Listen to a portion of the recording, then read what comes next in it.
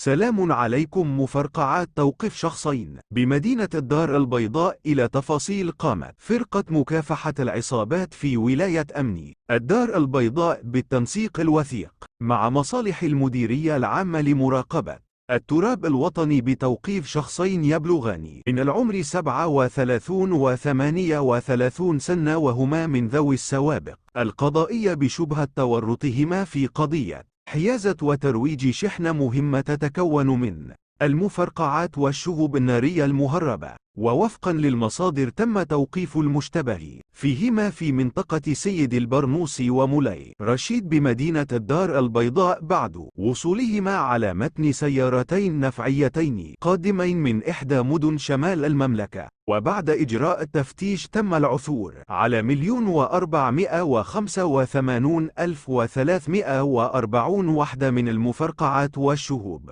النارية المهربة، وتم حجز وثائق تعريف مزورة وهواتف نقالة ومبالغ مالية يشتبه في أنها من عائدات نشاطهم الإجرامي. تم وضع المشتبه فيهما تحت تدبير الحراسة النظرية، ويتم التحقيق في القضية بإشراف النيابة العامة المختصة للكشف عن جميع التفاصيل المتعلقة بالقضية وتحديد كافة الامتدادات المفترضة لهذا النشاط الإجرامي. كما تم الإشارة إلى أن بعض المفرقعات والشهوب النارية المهربة التي تم العثور عليها كانت قد استخدمت في اعتداءات جسدية خطيرة في السابق. في نهاية لا تنسوا الاشتراك بالقناة والإعجاب بالفيديو.